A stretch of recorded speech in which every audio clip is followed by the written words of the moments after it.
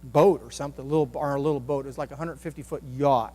And all they had done for the last 2 years, is all her husband wanted to do, is they just cruise from island to island. And she looked at Sherry and said, you know something? She said, if I see one more gorgeous tropical island beach inlet, said I'm going to throw up. Said, because they all look the same. What she wanted to do? She wanted to be home with her grandkids. I just want to be home. Now, my husband wants to be out. I said, I don't know why. I said, all he wants to be is out on this boat, and I love him. I know God's calling me. He said, but I just want to be home with my grandkids. So, and that's a purpose, and that's a destiny, right? Are you with me? Yes? So, got to have a long-range view for your life. Beyond that, you got to have a mid-range view, somewhere between a few months and a few years, depending on the nature and season of life you're in. This is where you work on course correction, reevaluation, refocusing your efforts. To address this season of life, we'll work through an exercise called Focusing Your Life, which is why I told you the story about the projector a few moments ago. And a short-range view, weekly and then daily management. The secret to a well-lived life is a well-lived day. In this area, we'll be dealing with time management principles. Not excessively, but we'll talk about some of the ones that I think are important. All right, so the first thing we're going to move into now, this becomes, you're going to, in just a moment, you're going to be working through a little exercise, all right? So, this is developing a long-range view for your life. Now, when you first start into this, it's not going to feel like this is what's happening, but it will happen, all right? And you'll see this as we work our way through this. Developing your personal mission statement. What good is it to spend tremendous effort on a project only to realize it is the wrong one? Why climb the ladder of success, reach the top, and become aware that it was leaning against the wrong wall? Empty victories and vacant successes are almost as discouraging as failure. Avoiding this disheartening experience requires that you begin with the end in mind. This concept involves starting with an image, picture, or paradigm of the finish. The end then becomes the criteria by which everything else is examined. I want to do kind of a quick survey. How many of you genuinely feel like you can see something when it's not there? You can see what it's going to look like. I mean, you feel like, yeah, I can do that. You can feel that. How many of you kind of like say, man, people talk about stuff, and if I can't touch it, I can't see it. I mean, honestly, you can't see it. Sherry and I are kind of different to that. Sherry cannot envision things. When she sees something that she likes, I mean, bam, she knows, oh yeah, I like that. By the way, she has expensive taste. Which we tease about, I like that. Yeah, well, probably everybody does, But I can see things. Like when we did a little house addition, I literally could see it in my mind before we even talked to an architect. So an architect's job, by the way, is to take your words or to ask you enough questions to then put together a picture and to start to dial in so that if you can't see it, he can show you a picture and say, oh, this is what it's going to look like. So what we're going to do in just a moment is you're going to be actually developing a picture of what you want your life to look about. That's beginning with the end in mind. Because if you don't know where you're going, any road's going to take you. You're going to end up anywhere. But once you get a vision of what you want to accomplish, say, that's what I want, then you start to head towards that. That's called a personal mission statement.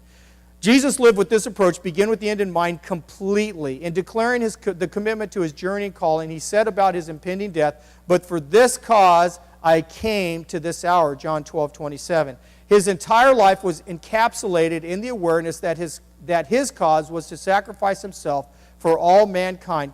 Christ was resolute and clear. His face was set on Jerusalem, the cross, the defeat of Satan, and his resurrection. He knew the course he was on because he knew how it ended. Each step or decision was determined by the goal. When you get a clear picture of the end, the rest comes relatively easy. Architects listen to word pictures, ideas, or dreams and translate those into completed images. This is done prior to one set of mechanical drawings or engineering calculations. Likewise, the picture of your great adventure begins with a clear image of what the finished line looks like. You cannot lead yourself if you do not know where you're going. Here's the exercise. Here we go. Imagine that you have been suddenly fast-forwarded to the end of your life and are sitting comfortably with your loved ones, friends, co-workers, and acquaintances. Even people that have already died are there. This is your imagination, all right? Everybody is gathered for one reason, to pay tribute to you. And somebody says, it's about time, right? They're going to pay tribute to you. There is a program with 6 featured speakers representing different people from your life. First, Jesus is going to talk about your life. One speaker is from your family, another from your work or business, another person to share is one of your best friends, the fifth is from your church, the last is from the community and volunteered in activities with you. This exercise involves you imagining what each person would say at your tribute. You may write as little or as much as you desire. Now, before you start doing this, let me talk you through this a little bit more. Before you begin, formulate what you would really like to hear them say about you and your life. What kind of family person, friend, or associate were you? What character traits would you like them to have seen in you? What contributions or achievements would you like them to recall? What difference would you like to have made in their lives? Now, this exercise, the way that I've come about this is that literally what I'm teaching today cost me thousands of dollars, all right? It really comes from Stephen Covey's 7 Habits of Highly Effective People workshop that I took in 92, so it's quite a while ago now. It was by far the best thing I've ever done in my life that wasn't a spiritual thing, by far. The way that we did it with Covey, by the way, is you were watching your funeral. That was a little too morbid for me, so I just go, let's just make it a tribute to your life, and you get to be there, right? Come on, but here's what I want you to do. Now, the categories that I've selected here, I don't want you to feel restricted or constrained by, all right? You can use whatever you want. If you want to have people all from your family say things about you, but I would like you to think about the different areas of your life, and if somebody was going to comment about that, what would you like them to say? Not what you think they would really say. What would you like them to say? Like if you know, frankly, that you've been a little bit grumpy and that you're hard to get along with, and you think, man, if my wife got the shot, she'd say, man, is the most difficult husband on the planet. If that's what she'd really say, don't write that. I want you to write what you would like her to say about you, all right? By the way, while you're doing that, I'll just tell you a quick joke, only because I happen to think about it. There were twin brothers that that lived in a little town in the Midwest. And they ended up being very wealthy men, and basically ended up owning the town, but they were stinkers. They were not the sort of people that anybody liked. Matter of fact, nobody liked them. Well, as time went on and they got older, they didn't become any more popular anyway. People resented them even greater. And finally, one of them died. So the older brother the remaining brother took all of his took their money, and was just going to get the very best funeral he could ever get. So he got the best funeral arrangements, the nicest plot. All he needed left was a minister to do the ceremony and to say some really great things about his brother. So he made an appointment with the local pastor. He walked into the pastor's office, said, Pastor, he said, as you probably know, my twin brother's passed away. I would like you to do the funeral for him, and I'm going to give you $1 million if you'll do his funeral. But I want you to say one thing. I want you to tell them what an angel that my brother was. So the pastor sat there for a second. He contemplated it. He said, I'll do it. He took the money. So at the funeral service, the minister got up when it was finally his part to talk about the man who had passed. The brother was sitting there, and he had the look in his eyes kind of like, you better say the right things. The pastor stepped up and he said, we know that this dear departed, we know he was a scoundrel, he was a womanizer, he had no friends, he was somebody that took advantage of every situation that he could, but compared to his brother, he was an angel. That was free.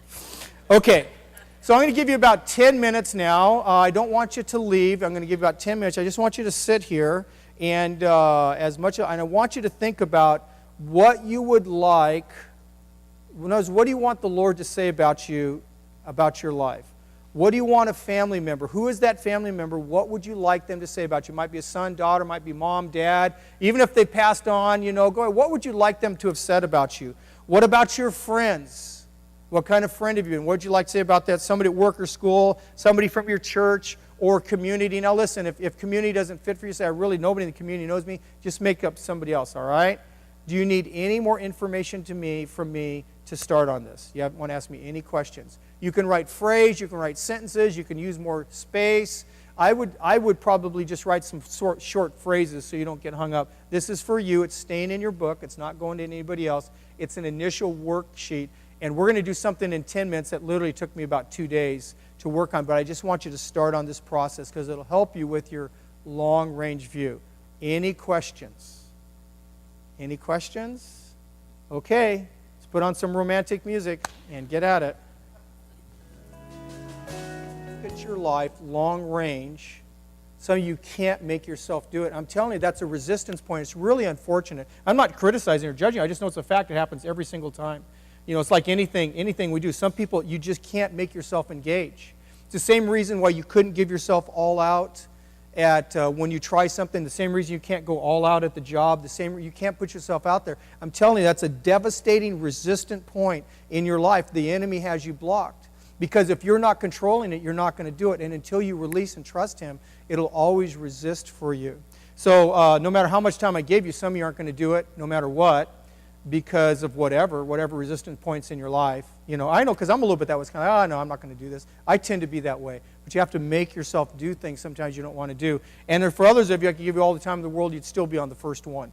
You'd be talking about what the Lord and how you're feeling. So, but that said, this has just been, actually it's been less than 10 minutes. With that said, some of you have just written in a lot of stuff. I thought I'd give you the opportunity for a few of you to share some of what you've written there. And none of you have to share anything at all. Matter of fact, let's do this first, all right? Turn to the person next to you and just pick, whoa, that's going to go run off. Turn to the person next to you and just pick one. That thing's going to roll. Just pick one thing and just turn and share. Take not more than 1 minute each, okay? Just turn and pick, say, this is what I'd like so-and-so to say. Take 1 minute and do that. If you're here by yourself, join a duo or something, you know, somehow turn to somebody that you can talk to for just a moment.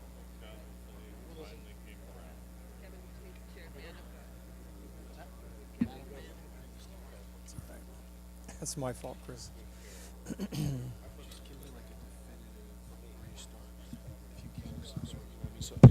Okay. Yeah, cut it out. Yeah. I would pick all this. I would get this right now. Oh, really? Yeah. Get this now. Okay. Yeah. Okay, if you guys haven't switched yet, go ahead and switch.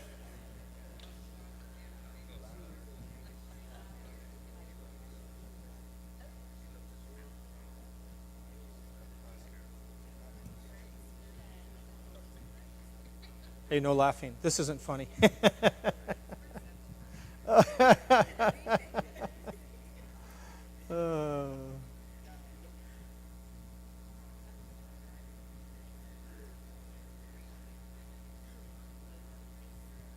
Okay, let me just for example, I appreciate you guys engaging that so much. Let me just give you a couple of you the opportunity to share maybe just a couple thoughts that you're working through, a couple things that are on your heart that you would like your life to be about. You'd like somebody to say about you. So just raise your hand, whoever would like to volunteer, and do that. We need some volunteers. Come on, don't be too shy. I'm you're the volunteer. I'm going to pick you out. All right. Here's Mary. All right. You're going to work on the. Here you go, Mary. We're just one. Just share one. You say who it was, what you'd like them to say. I think at work, I would say that Mary was a good leader. She inspired and managed well. She cared deeply about her employees and clients, and her relationships were paramount. Very good. Okay. Somebody else. One. Just pick one out. Here you go. Faraz. He was a great servant. He fulfilled his duties. He worked very hard to please everyone around him and didn't forget me. Wonderful. Good. Somebody else. Who else had a hand up? Saw another hand go up. Pete. The one under God. He laughs with me. He cried with me. He gets angry with me. This is from the Lord? Wow. You got a pretty relationship with the Lord. Somebody else. Yes. Very good. For community and recreation, confidence is something you create within yourself by believing in who you are. Who in particular would you want to say that? I'm About actually. Who would you want to be speaking? Well, I'm involved with the Choices program, Yeah. and I'm a business but mentor. who would be what person? Probably my mentees that I've had throughout the last 3 years. Pick one. Caitlin, who's There the you go. current Write her one. name down there. Write Caitlin. Write her name. Okay. All right. And what do you want Caitlin to say? Say it one more time. Confidence is something you create within yourself by believing in who you are every day. Very good. Very nice. Good. Somebody else. See, the reason I want to personalize it is if you don't personalize it, it's going to be a thought. So when I think about this, when I did that, what I did is I literally thought about my sons, thought about my daughter, I thought about my wife, I thought about my co-workers by name, thought about what do I want Kelly to have said about me. That was important to me. Are you there? And that's where you start to decide what sort of man you want to be. Anais, or woman. I only got through one. That's fine. One's great. Okay. So this is Jesus talking. Well done, beloved. I so cherished our relationship, so much so that I can't wait to spend all of eternity with you. You answered my call. You lived in the fullness of all that I have for you. You yielded to my spirit and obeyed, and together we had the most incredible adventure. We brought heaven on earth, beloved. My dream came true. You understood the Father's heart and understood the authority I gave you. The Holy Spirit moved in and through you all over the world. Wow, wow. Top that one, huh? Beautiful. One more person. Somebody else want to just share. We'll go Jerry. Jerry, I'm coming. Yes, you do. Here you go. Take it. Here it comes. Catch it, brother. There you go. Oh, you dropped it. I shouldn't have thrown it. It's only I did that on purpose. Yeah, exactly. Go ahead. Family members, I put, I wondered where he was always going all the time. Say what? I wondered where he was going all the time. Oh, man, that's a great vision. There you go. All right.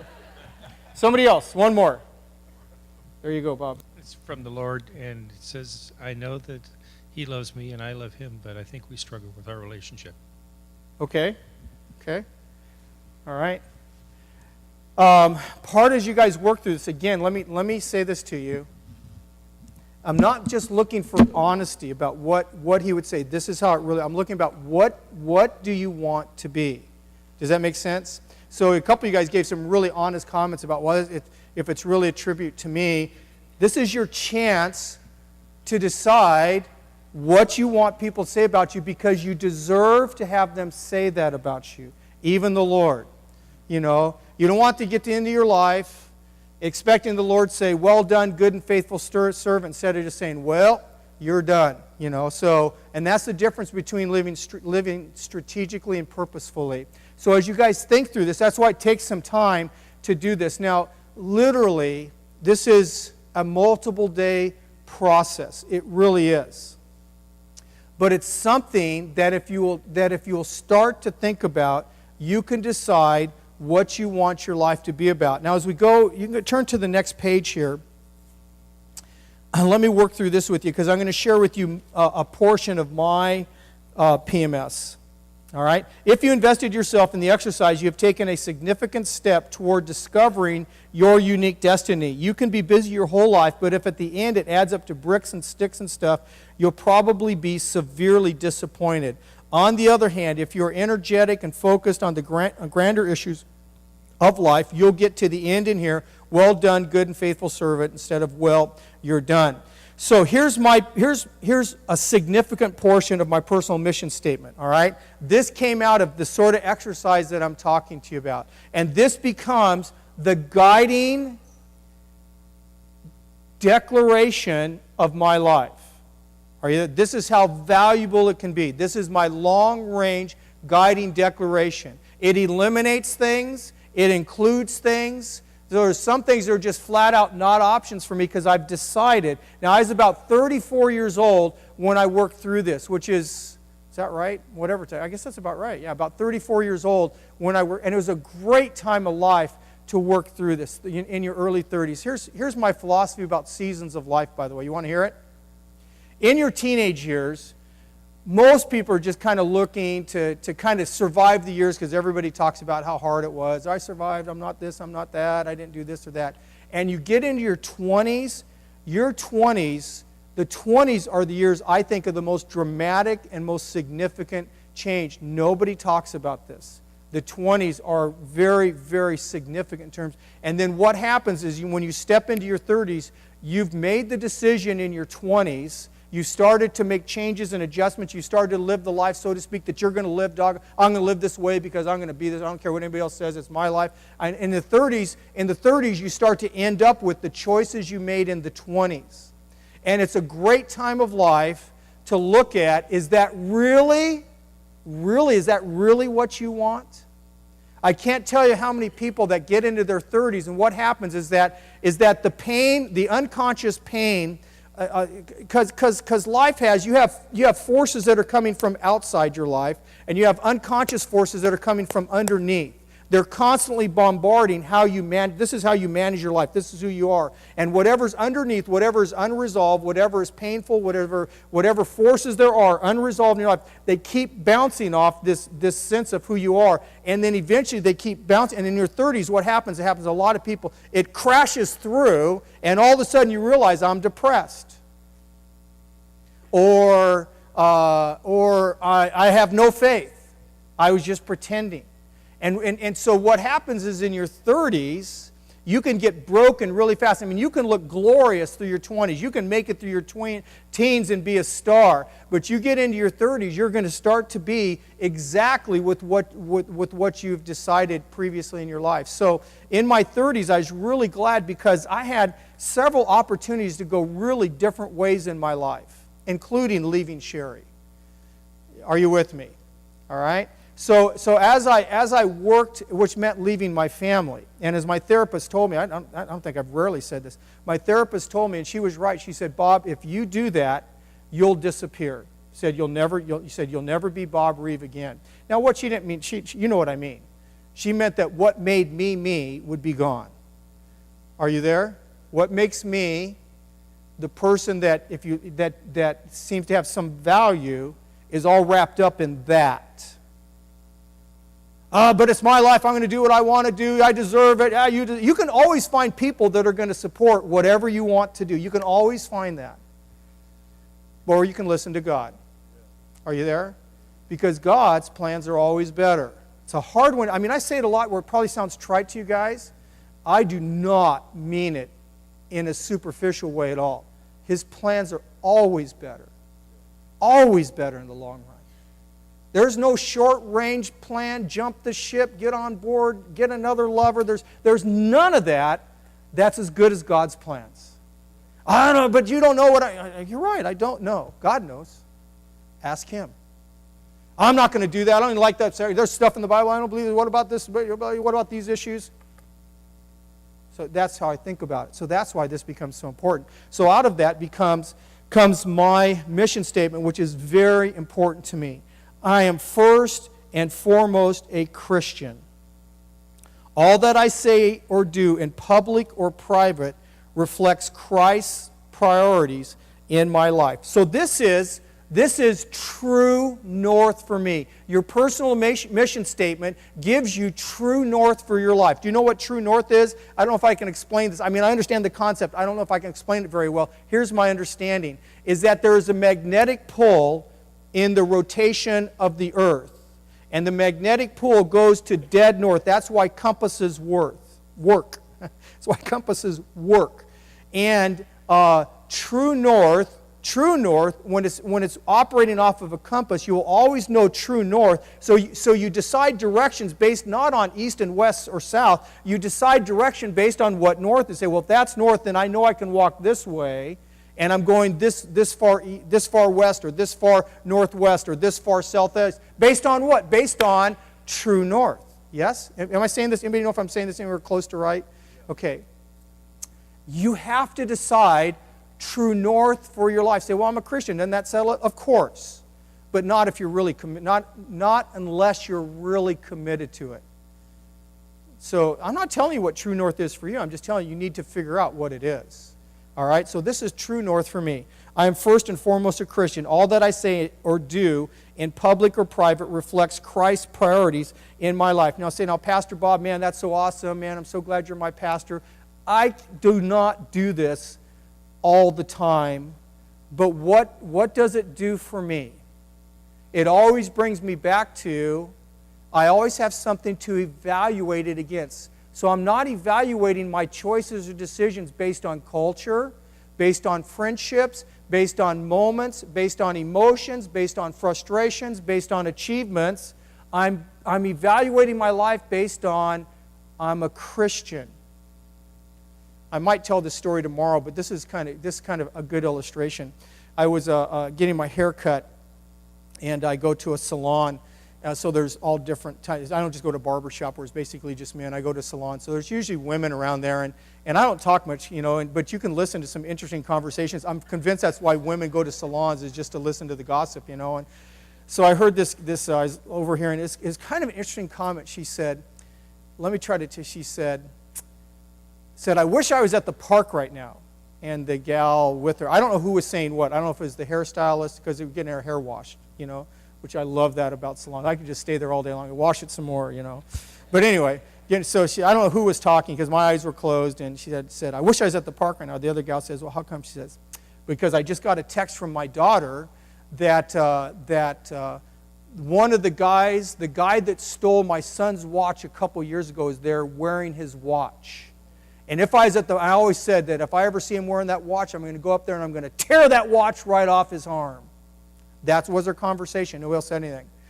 And I was sitting there thinking, I said, I understand that. I understand that frustration. But then I just preached this week on what it means to really follow the Lord. And I almost said, but I didn't feel like, I wasn't a part of the conversation. But I almost said this. I said, if you want to really do something amazing, why don't you go buy another watch, take it to him and say, I know you love watches. This is my gift to you. Are you with me? Now that's what it says. Hey, if somebody asks for you to go a mile, go with them too. That's really what that means. Are you there? Are you with me? That's what it means to be a Christian. Why? Because we don't wrestle against flesh and blood, but against powers and principalities. And if you want to do damage to the prince of darkness, shock him. Because you're not wrestling against people. You're bringing kingdom realities to bear in different... So that's what it means to be a Christian, a Christ follower. Are you with me? That's why this is super important to me. The first priority of my life, the biggest decision I ever made, was to choose to be a Christ follower. Are you there? Because of that, everything else starts to take line. I'm first and foremost a Christian. All that I say or do in public or private reflects Christ's priorities in my life. I am the husband of Sherry. My primary mission is to love her, cherish her, and support her pursuit of her God-given destiny. I am the father of John and Jenny, Joshua and Elizabeth and Shannon. I willingly choose to prioritize my life around their needs and development and support them in their pursuit of their God-given destinies. Now that may not work for you. These may not be issues in your life, but for me that's important.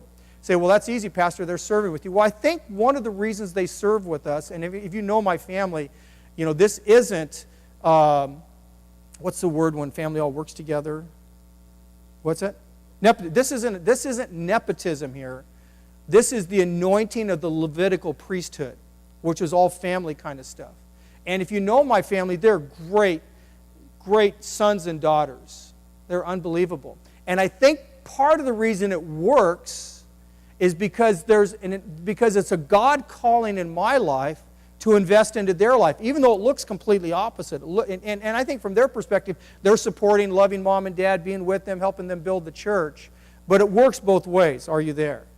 Why? Because there's a God anointing on it. Are you there? Okay, I am the grandpa of Nevaeh and Asher, Cohen and Arabella. I will do anything and everything in my power to ensure they understand the godly heritage they have been born into and to make a personal decision to embrace godly biblical values and meet the Savior personally. Now, you cannot make that happen. I cannot make that happen. But I can use every bit of influence I have in my life to create an environment where they will want to give themselves to the Lord. And I'm doing that. I'm going to do that. Period. I can't make the decision for them. I would never force it on them because it has to, but I'll tell you, I'm not about to just say, well, you go ahead and go make your own decision. They have plenty of time to research things. I'm going to tell them, say, look, God's ways are always better. They're always better.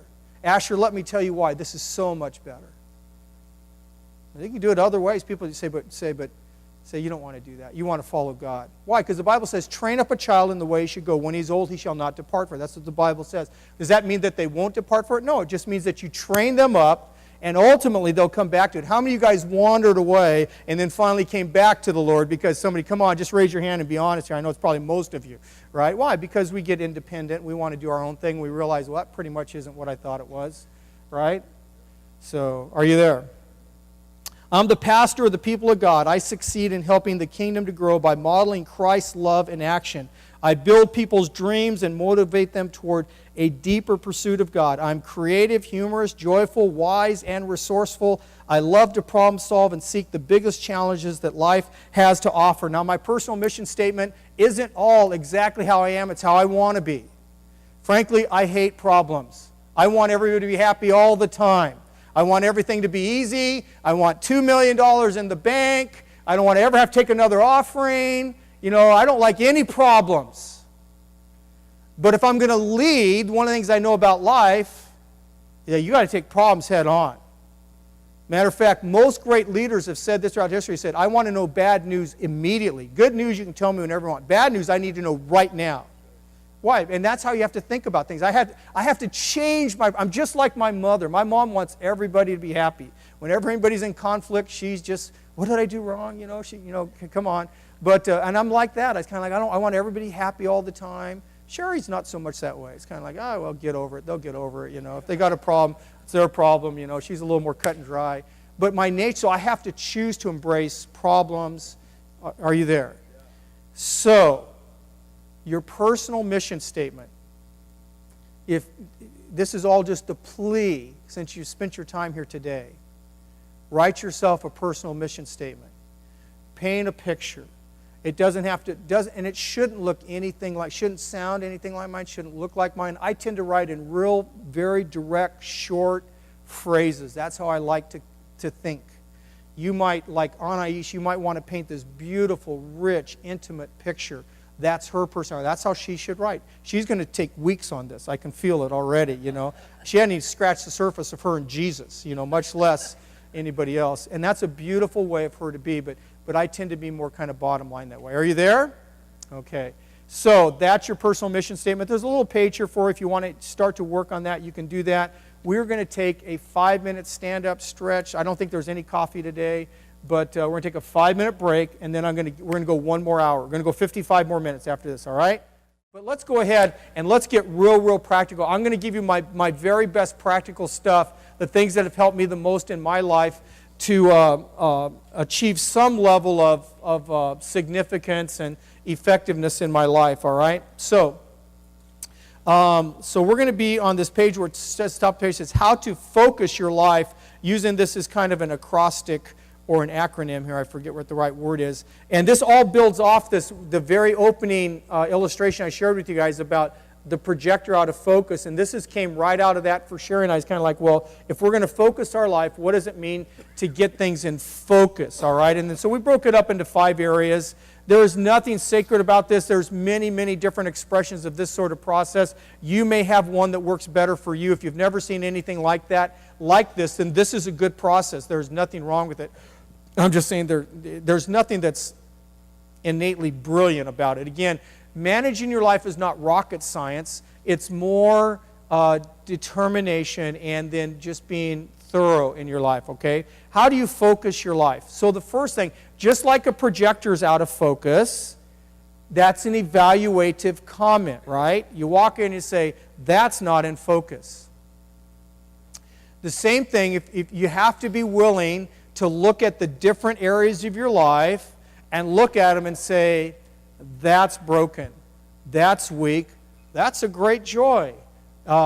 This is going good, that's not going good. You have to be willing to evaluate your life, which is not always fun because we don't like to evaluate our lives. We just like to do the same old, and kind of settle in, And another thing, I don't know if I talk about this in this seminar or not. Well, maybe by the time we're done.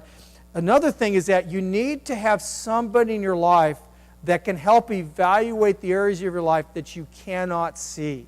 Those are called your blind spot areas, right? We all have them, every single one. If you don't have some people in your life, usually it's called a spouse, but the truth of the matter is it's probably sometimes spouses get so close to you that they don't see things really clearly. You need to have somebody in your life that's willing to point out to you the things that you can't see. When I was going through this week-long process, one of the requirements of working through this process is I had to provide a subjective survey about me to 10 of my coworkers. You talk about a devastating, tense, encouraging experience. And what it did, it went into this computer analysis and it spit out, said, this is how people see you. And what you need to consider is that that's the part of yourself that you're not seeing. It's like the back of your head. You know, I mean, you did your best job to probably fix the back of your hair today, ladies, you know, and or guys too. And yet the bottom line is you don't really know what's behind you, right? And people do, but you don't. So it's really helpful if you have somebody that can talk to you, that you're willing to say, you just say, hey, you know, is there anything about my life that you think that I don't see?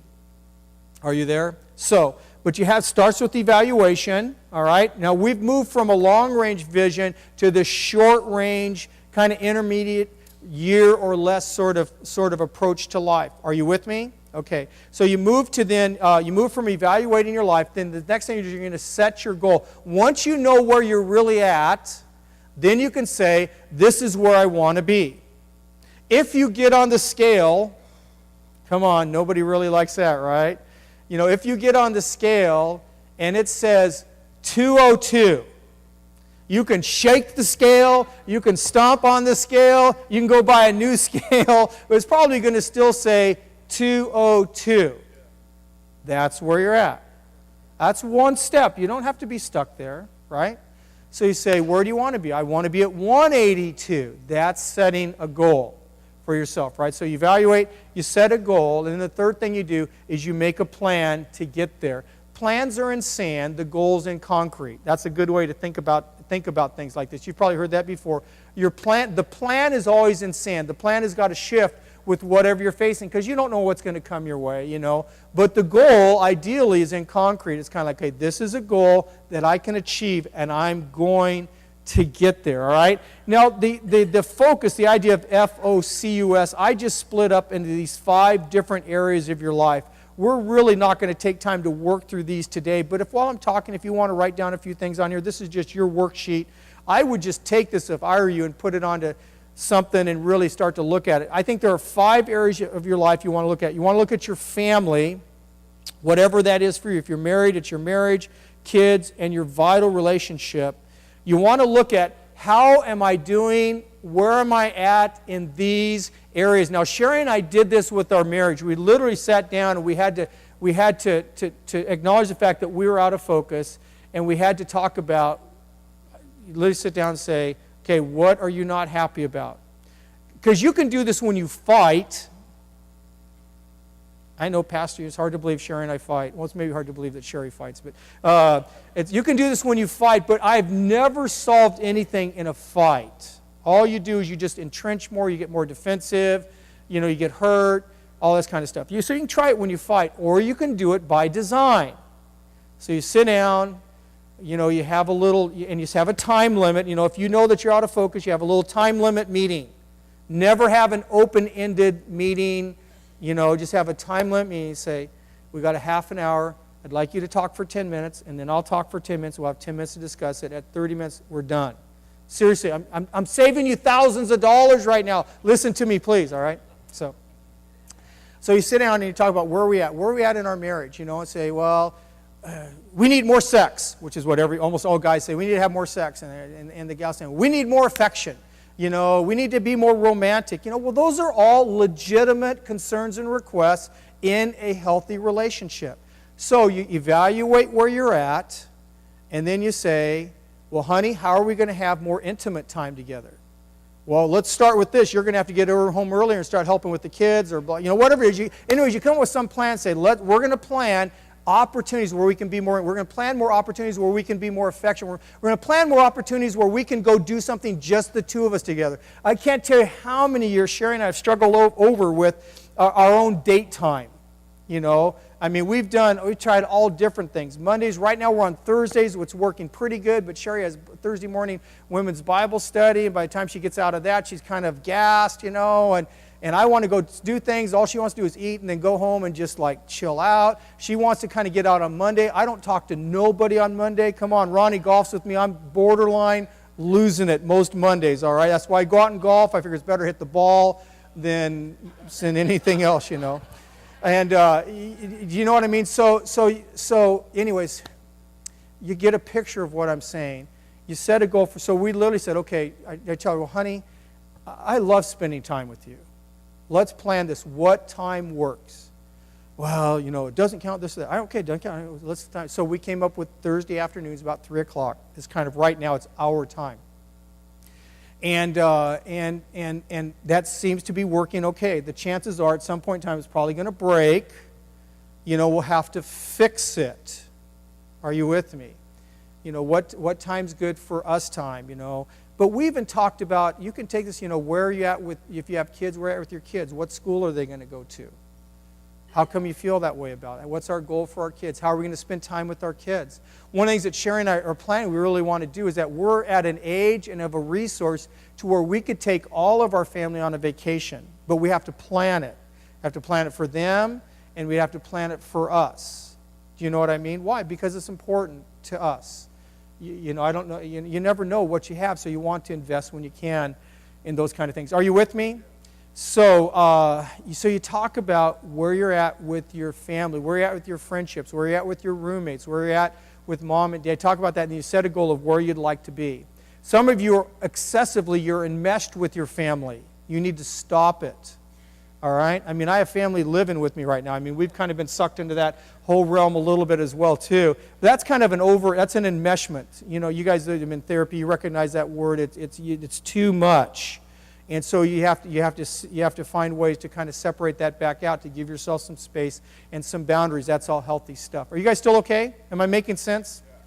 Talk about that. You talk about the O represents others. What does your social life look like? What do you want your social life, your friendships, your relationships to look like? Hey, there's been more than one guy. He gets married. Honey, this is great. We're married. You know, I caught the woman of my dreams. And then, by the way, honey, I play softball Monday, Tuesday, Wednesday, Thursday. I take Friday night off. And then, of course, Saturday's the all-day tournaments I play. But, honey, I love you. Come on, you guys, maybe some of you guys have been like that. Literally, their recreational, their social life is so important to them and that's not why most gals get married, is to be a softball widow or a golf widow, or most guys don't get married to have a wife that's going to all go out hang out with their girlfriends all the time. You know, so you have to work those things out. How are others going to be involved in your life? How are others, if you're not married, how are others going to be, how important are your friendships going to be, and how are you going to build those? Hey, if you want friends, by the way, you have to be a friend. You're never going to have friends if you're not friendly. I want some really good friends. Everybody wants friends. So you just have to be friendly, and guess what? You're going to have plenty of friends. And the more friendly you are, the better and the richer those relationships will be. By the way, one of the things another thing that in my personal mission statement that you guys did not read is about friendships. Because over the years, I've had some people that have really been great friends to me, but the Lord dealt with me is that I didn't feel like I've been as good of friends to them. You know, because they'd be the ones that would call me, happy birthday, all that kind of stuff, and I felt like I wasn't the one instigating. So I've tried to become more of an instigator in terms of some of the critical friendships. And you see, because I want friends. I want somebody to at least carry my casket. And, you know, so I don't want it rolled. I don't want it by those guys they hire, you know. Anyway, so others. Then you go into career. Now listen, career has to do with your finances, your education, what you're planning, you know, all those kind of things. You know, if you're going to change careers, you know, you know, and if this is not working, if you need to make a change, then think about how am I going to make a change? Make a decision that a year from now I'm going to be here. I thought seriously about 3 years ago about doing a doctorate of ministry. I already have 2 master's degrees. I thought really seriously about doing a doctorate of ministry program, and which I have full confidence that I could do. But what I had to weigh in terms of looking at that, is that something, you know, is that something that I really What's that going to do for me in the long run? It would help me be more educated in some ways, or academically. It'd give me credentials. Dr. Bob, I kind of like the sound of that. So I'm praying somebody would give me an honorary one because I decided, anyways. But I also decided this. I decided that I liked my life and I was too busy. We're building a church here. I want to know my grandkids. I decided that at this point in time, I probably won't do that. Now, I might change my mind. I might go back and do that. I could probably do it in about 3 years. But you talk about those things. Where are you going on your career? Where are you going to spend your money? This is where you talk about those things. You think about them, right? What's your savings? If your finances are out of control, your first step would be, let's go to Financial Peace University at the church. Get there. Do the 9 weeks. It's not even 13 anymore, it's 9 weeks. Do those things and start to learn, put things into practice. The U is the U. The U in this is the only one that doesn't really fit. It's the Y-O-U. Where are you in your health? Where are you in your hobbies, your recreation, the balance in your life? What makes life work for you, right? You evaluate it, set a goal, and you make a plan. If you want to get healthier, then you say, you know what, I'm eating too much candy, too many sugars. So you say, that's where I'm at. What do I want to change? The goal would be is that I only eat ice cream 7 times a week. No, I only eat ice cream 1 time a week. So I'm going to allow myself to do that. So I'm going to eliminate ice cream from my diet because I want to be healthier. Or I'm going to add in exercise. Or I'm getting enough cardiovascular, but I'm convinced I'm not getting enough of resistance training. So I need to add that into my life. So you think about those things and then you make a plan. And then you have your plan. And the S is the spiritual area, which we talk a lot about the church. You can figure that out.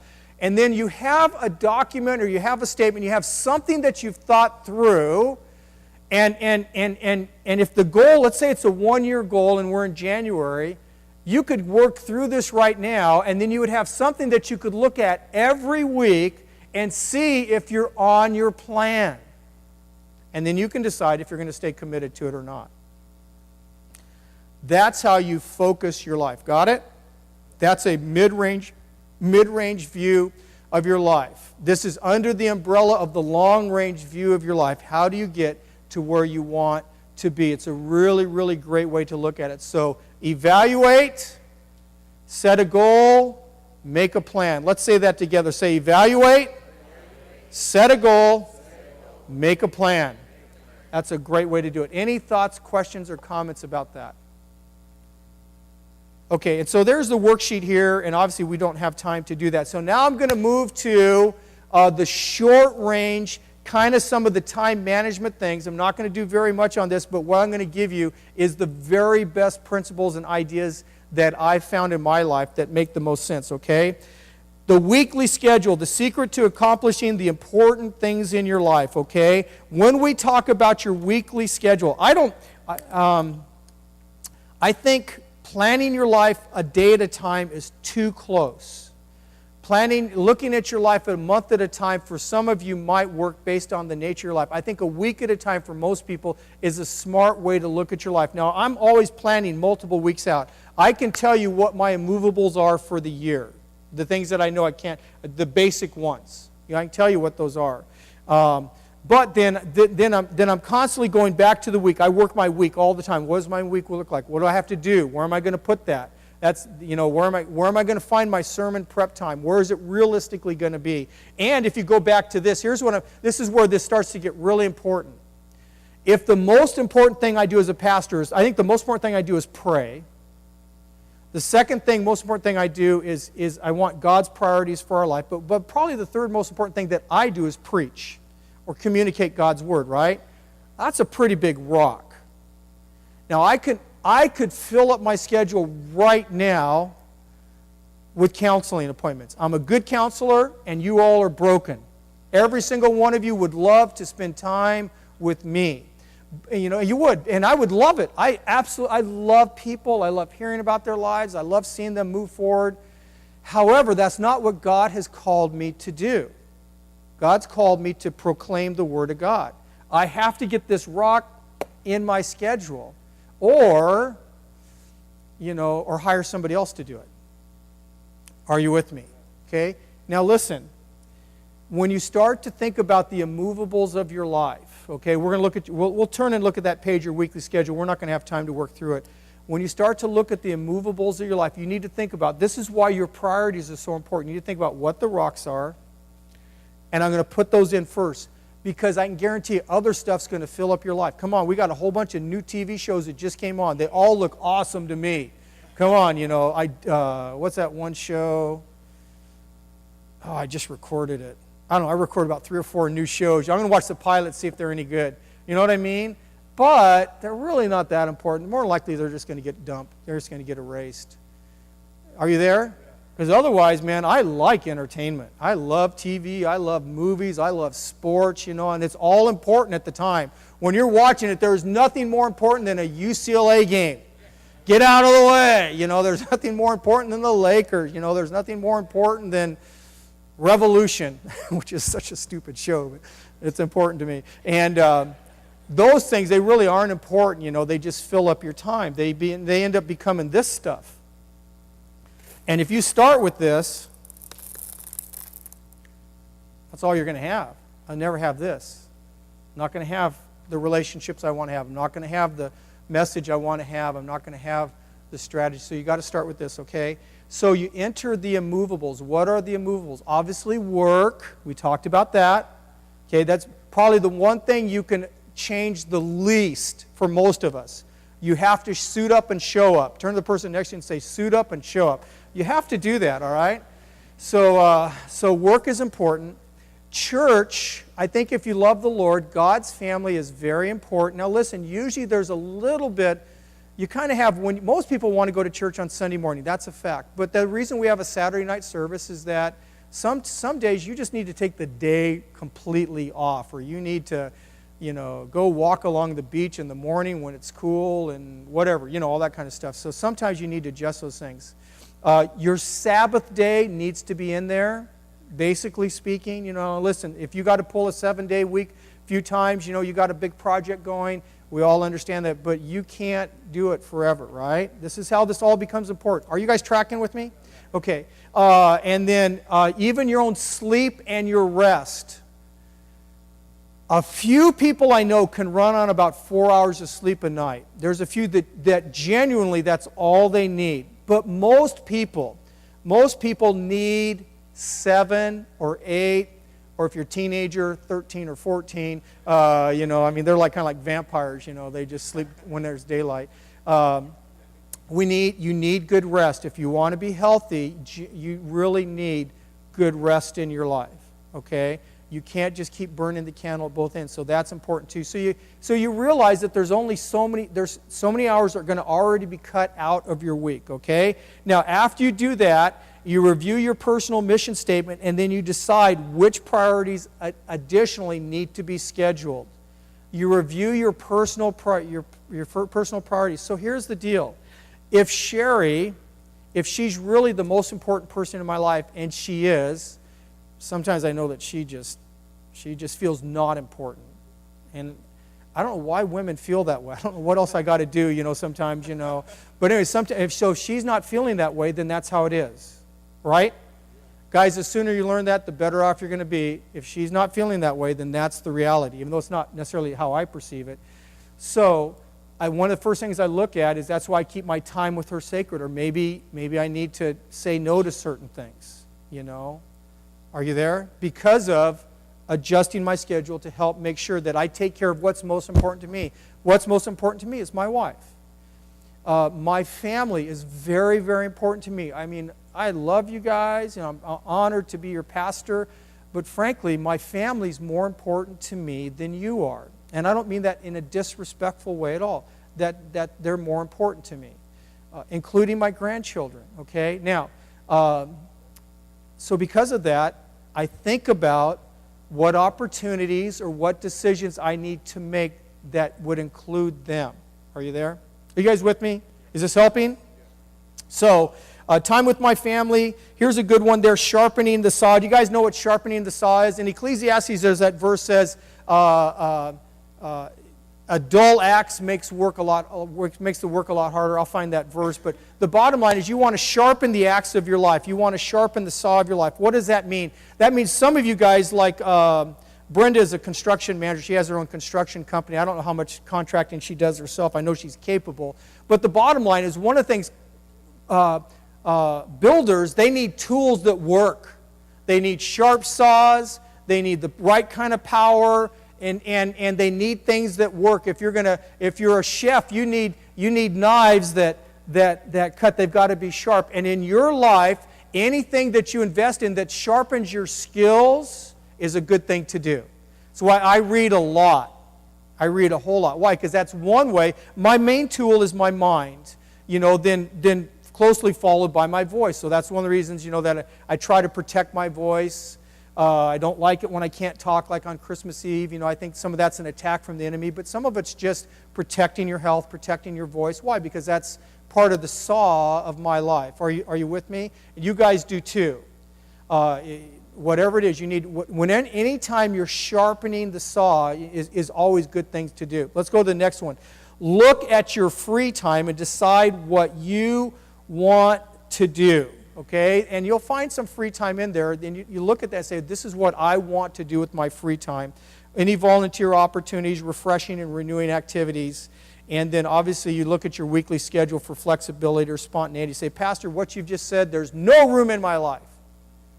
Well, that probably means then you haven't been thinking very strategically about your life. And if you start to do this, you're going to find that your life is going to start to get more tailored. It's going to start to get cleaner and pure. And it actually opens up more time when you start to make better decisions about your life. You're going to find how much time you've just been wasting. When you say, okay, I'm going to commit this time to this, you just been, we all do it. We all waste hours and hours and hours. So I provided for you, this is, usually in our class we'd kind of work our way through this and kind of have you on this next page here where it has my basic week. I would have you enter your immovables, kind of your priorities to get some sense of what your week looks like, and then you look for the gaps where you have free time. So if you say, Pastor, how would I do that? Well, number one, I'd cross out, I'd line out work. Like I can choose my work schedule. It's one of the things I like most about being self-employed. I can choose my work schedule. So Monday, I basically do not work. So golf, Sherry, Monday night football. Right there. Monday's done. That's my Sabbath day. Nothing can be better, right? Sunday's obviously church. Most Sunday nights they take off. Tuesdays is staff. I usually try to take Tuesday afternoons off, and then most times I have some sort of church thing on Tuesday nights, okay? Wednesdays are flexible, pretty flexible for me. Thursday afternoons are Sherry. Thursday afternoon evenings are Sherry. Fridays are pretty flexible for me. Saturday's church in the evening. And then my preparation time. So the next thing I'd put in there is my preparation time. Then you get some sense of what else you really have time for. This really, really works. If you don't have any system that works like this, something like this will work. There are dozens of computer systems that will do this for you, so you don't have to re-enter things all the time. But you need something like this. Something like this. Are you guys here? So the reason I'm not going into a lot, because I can go into a lot of detail on how to do this, but there's so many systems of time management. I really just wanted to talk to you about priority management and how to make sure that you get these in first. That's what's important, and most people do not do that. We really don't. Fair enough? Okay, good. So let's get down to micromanagement then, about your life in terms of how do you live a day well. Because a life well lived is basically just a compilation of days well lived. Okay, let's move through this. On this page it says today. Jesus said, don't worry about tomorrow. Tomorrow will worry about its own things. Sufficient for the day is its own trouble. With all the verses we've reviewed and the time spent on long-range planning, it might seem on the surface that preparing or strategic planning does not align with this teaching from the Sermon on the Mount. But with even a cursory understanding of the Word, we know that the full counsel of Scripture encourages long, mid, and short range and daily planning. That said, Jesus teaches all of us to live in the moment, to be present, and not to take on the weight of things not yet happened. The only way to live a day well is to commit it to the Lord, live like He's your partner, hold nothing back. The famous UCLA basketball coach John Wooden, known not just for his championships but for his life lessons, said, "Too often we get distracted by what's outside our control. The door to the past has been shut and the key thrown away. You can't do anything about tomorrow. It is yet to come. However, tomorrow is determined by what you do today, so make today a masterpiece." Now, one of John Wooden's mentees, one of the men that admired him most, was the greatest Christian leadership guy in the world today. His name is John Maxwell. And he authored this little thing here, which I thought he called the Daily Dozen, but when I added them up, I think it's 13, so I don't know how that works. But anyway, so here's what he says, and these are really, really, he says he looks at this every day. And John Maxwell's, he's he's the real deal. I know John a little bit. He would know me by name. So here's what he has. It's called Just for Today. I will choose and display the right attitudes. I will determine and act on important priorities. I will know and follow healthy guidelines. I will communicate with and care for my family. I will practice and develop good thinking. I will make and keep proper commitments. I will earn and properly manage finances. I will deepen and live out my faith. I will initiate and invest in solid relationships. I will plan for and model generosity. I will embrace and practice good values. I will seek and experience improvements. I will act on these decisions and practice these disciplines. And then one day, I will see the compounding results of a day lived well. Pretty powerful. And if you simplify your life into just saying, I'm going to live today well, that really is manageable. It's a little bit like when you go on a diet or a fast. Come on, we're right in the middle of fasting right now.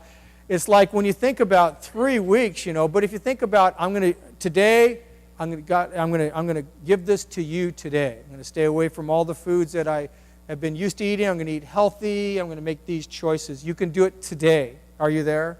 And because if you say, okay, I'm never ever going to eat, a payday again. Never going to eat M&Ms again. That's a tough one to say. For today, I'm not going to eat all that beautiful desserts that were given to me at Christmas. Are you there? Just for today. I'm not going to do it today. And then ultimately, when you make quality decisions day after day, you end up with a life that's pretty well lived. All right? Now, some of you might look at your life, all of you are pretty young in here, but some of you might look at your life and think, well, it's too late for me. No, it's not. I don't care if you've already blown through 16,000 days. I could figure it out. I think I've lived about 17,500 days in my life. You should figure out how many days you've lived. But you don't know how much longer you have. I might have another 12, 13,000 days. It's a lot of days. I can live them well. Live each day well. Are you with me?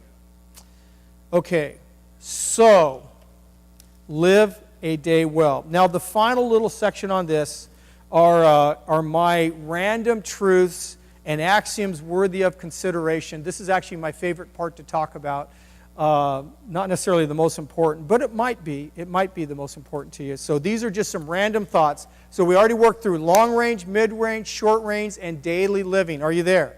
You got that? You got some sort of feel for that? Okay, so then here's my final goodies, little nuggets of truth from Pastor Bob. This is why you're here this morning, giving me a couple hours of your life. So here we go.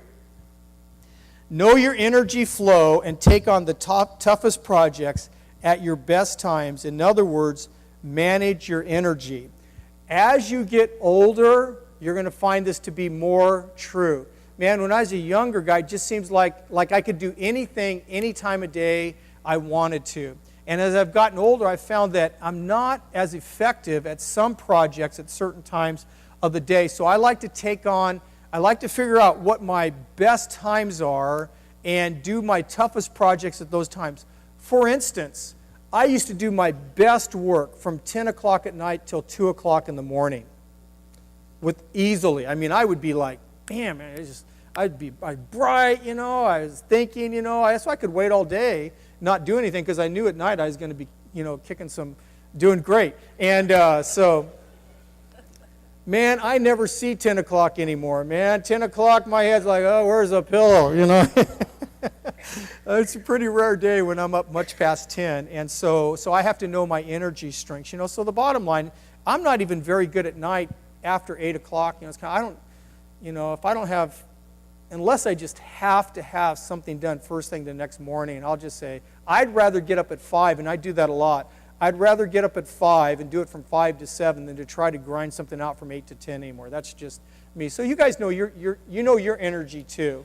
And I know some of you have your jobs. You have your jobs. You have to be as good as you can at your job. But for those of us that have a little flexibility in your life, you know, manage your toughest projects when your energy is the best.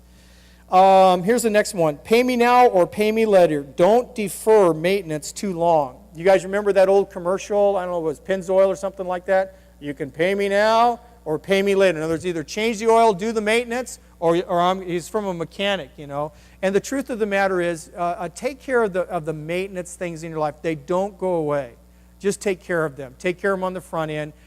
Put out the money on the front end, the expense, the time, the resource, your energy on the front end. Take care of those things now, because if you don't, you end up paying them later, right? In relationships, that's super true.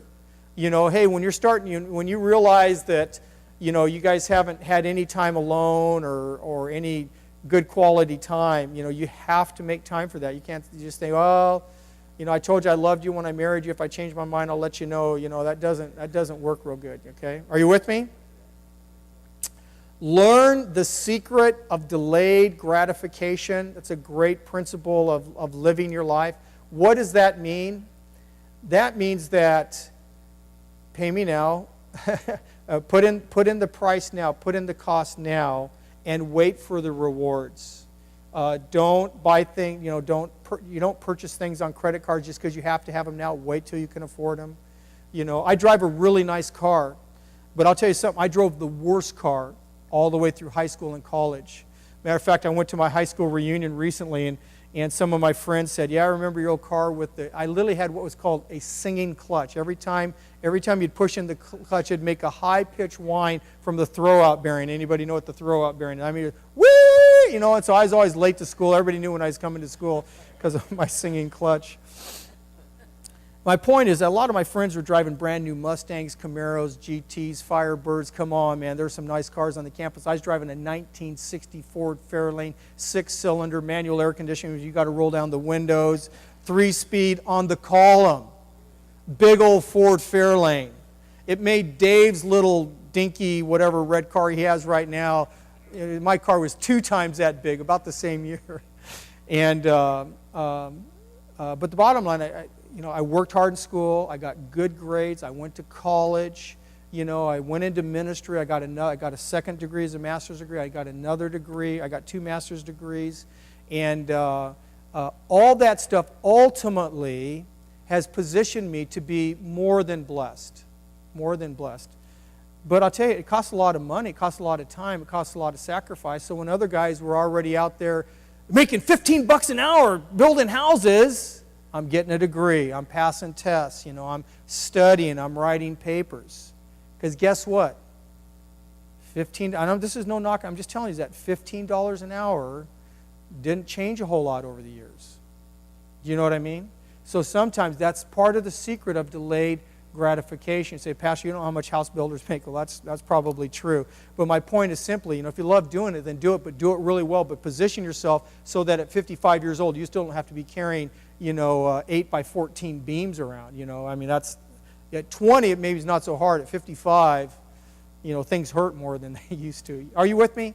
Yeah. I hope I'm not offending you. I'm just saying there's a secret to delayed gratification in your life. Let's do another one. Good things come to those who wait. That's kind of the same principle. Let's press on. Plan ahead. It wasn't raining when Noah built the ark, right? Yeah. Actually, that's one of my favorite little sayings. You're better off. I spend time planning sometimes every day, but for sure every week. I'm planning. I'm constantly planning what's coming. Now, part of that's the nature of my job, But part of it's just the nature of my life. I'm planning. Now, I'm not, some things I don't like to plan.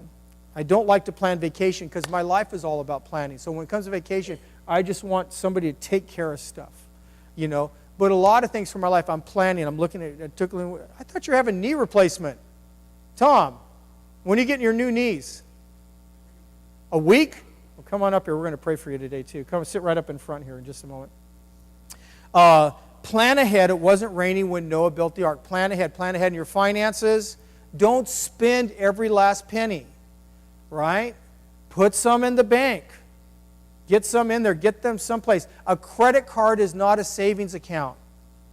I know we think it is. Kind of like, oh, yeah, I got the savings account. What is it? Oh, it's Wells Fargo, Visa. It's not a savings account. Savings account is a savings account. All right? That's planning ahead. Say, Pastor, you can save something. Start with $5 a paycheck. Psychologically, it is very, very good for you to save a little bit at a time. And then obviously in terms of the management of your life, plan ahead. Here's another one. It's easy to say no if there's a burning yes inside of you. What do you mean by that?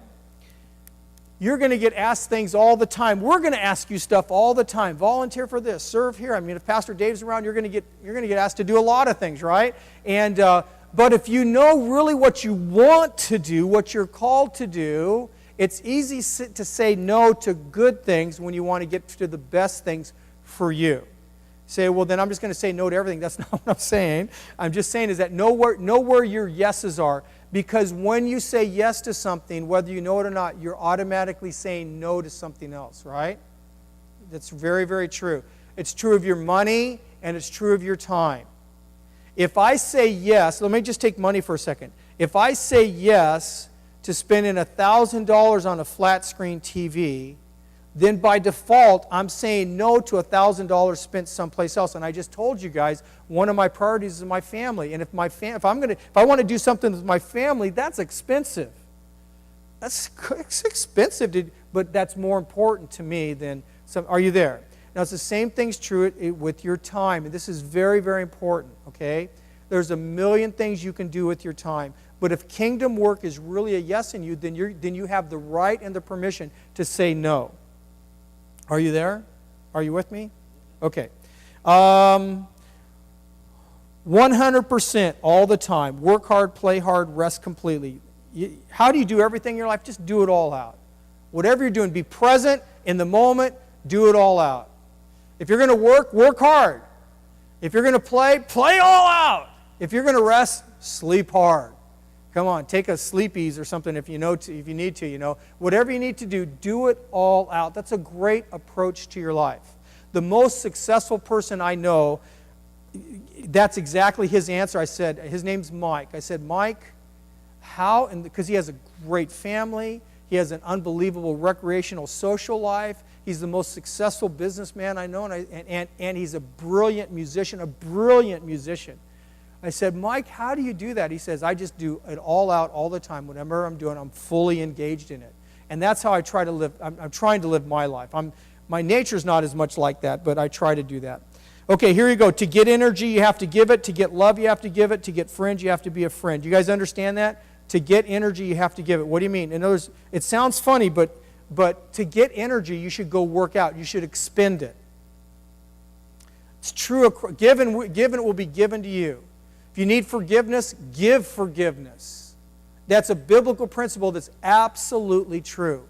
So to get it, you have to give it. Some things are just time wasters or escapisms, TV, computer time, unimportant reading, anything other than sports. Okay, here's another one. Failing to plan is planning to fail. That's back to planning. I like that. Another one, don't prioritize your schedule. Schedule your priorities. That's what the seminar's been about today. Don't prioritize your schedule. Don't take everything that's filled your schedule and say, well, how am I going to move this here, move that around, do all that. That's not how you time plan. Are you with me? Don't do that. Take the big blocks and put them in here. Put it there. Put it there. See what else is left on the priorities. Put it there. And then see what else is being requested of you. Does that make sense? It's a big, big difference, okay? Know what you must do Those things that no one else can do for you. There are some things that a lot of people could do. There are some things that only you can do. Let me give you an example. My dad loved taking care of the physical property of the outside of the house. He enjoyed it. When he quit the service station, he would still get up at 5 o'clock in the morning, grab a cup of coffee, and then he'd go out in his house and start to pick little weeds and clip little bushes. And he had a beautiful, well-landscaped house. He really enjoyed that. I hate it. Can't stand it. It was always punishment. Go pull weeds in the back. That's what we'd heard. I can't stand yard work. And guess what? That's a good thing because I don't have to do it. So I pay $32, I pay $90 a month, and we live on about a half-acre property. For $90 a month, I have my yard managed. It's not gorgeous, but it's managed all the time. Best $90 in my life that I spent. I would not give that up. I don't care if everything else went south. I'm not giving that up. All right? And well, here's the other reason why, is that anybody can do my yard, and almost anybody would do it better than me. But I'm the only grandpa that my grandkids have. I'm the only father that my children have. I'm the only husband that my wife's going to have while I'm around, okay? And there's things that only I can do. I can't delegate the vision of the church. I have to get that from I can't delegate that. Say, John, get some vision for the church. Tell me what it is, and we'll go. I can't do that. That doesn't mean I don't listen to people. I'm just saying is that there's some things that I have to do that nobody else is supposed to do. Is that right? And you need to know what that is, and that will help you on your priorities. Are you there? Okay. We are almost done. Know what matters. Put a temporary sign on everything else. That's kind of the view of eternity. Know what are your replenishing relationships and activities, or you'll run out of resources. That's a good one. You understand me? Know what things in your life re-energize you, and know which things drain energy off you. I pray that today would be a replenishing thing for you. I hope it is. Some of you don't like classroom settings, are just hard for you to be in. It's not really energizing for you. I hope the content will be energizing for you. But beyond that, you need to know what brings some life back into you. Whatever that is, and or who in your life just pushes you forward. You think, man, I can't wait to talk to so-and-so. I can't wait to see so-and-so because, man, they just move your life forward. And don't be afraid to embrace those relationships or activities in your life. Don't feel bad about that because there's plenty of people that are going to drain off of you. There's plenty of things that are going to drain off of your thing. And you're here to give, but you have to know what re-energizes you, what inspires you, what gets you going. Do you know what that is for you guys? I mean, do you have some sense of what that is? Now, for some of you, it might just flat out be work. Say, man, I love work. That's awesome. I like my job, but I get tired. I basically am energized by people, generally speaking. Not as much as some people, but basically people energize me. I like people. Sherry likes people, but she is drained by people. By the time we leave Sunday, she is done. She does not want to see you. She doesn't want to hear your voice. She doesn't want your texts. She doesn't want your emails. I'm just telling you the truth, right? Now, obviously, she's very generous and very caring and goes way beyond. My point is, it's not refreshing to her. Are you there? It's just not, because she just gets tired. Sherry, you know how she regenerates? Alone. She reads. She studies. She walks the dog. Come on, you've heard enough stories about Molly already, right? I mean, it feels like a family member for all of you, I bet. That's how she regenerates and renews herself. You have to know what that is for your life and try to plan that in as well, too. Are you with me? Yeah. Is this helpful? Yeah. All right. The enemy of the best is the good. Sometimes people don't understand that. All I'm saying is that if you accept the good and don't wait for the best, then the good has become an enemy. Does that make sense? So remember that with your time, with your resources, everything. Things that matter most must never be at the mercy of those that matter least. Don't major on the minors. Don't sweat the small stuff. And the last one is learn to live your life for an audience of one. If you'll do that, you're going to be way, way, way happier.